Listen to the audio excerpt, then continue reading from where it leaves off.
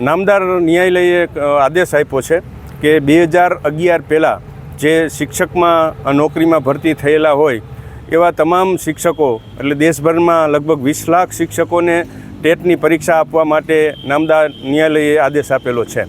પણ 2010 પછીના અને પહેલાંના જે શિક્ષકો છે એના માટે આરટીઈની જોગવાઈ, એનસીઆરટી અને એનસીટીના નિયમ મુજબ આવી કોઈ જોગવાઈ હતી નહીં. પણ નામદાર ન્યાયાલયે આ આદેશ આપેલો છે એના કારણે 20 લાખ જેટલા શિક્ષકોની સેવા અને સુરક્ષામાં ઘણી બધી મુશ્કેલીઓ ઊભી થાય એમ છે. તો એટલા માટે એમની સેવા અને સુરક્ષા જળવાઈ રહે એવા હેતુસર અમે આજે કલેક્ટર સરના માધ્યમથી દેશના યશસ્વી વડાપ્રધાન નરેન્દ્રભાઈ મોદી સાહેબને આવેદનપત્ર આપ્યું છે કે તમે આ બાબતે તાત્કાલિક હસ્તક્ષેપ કરો અને તમામ શિક્ષકોને ન્યાય અપાવો એવી અમારી માંગણી અને લાગણી છે અને એ અન્વયે આજે આવેદનપત્ર આપવામાં આવેલ છે.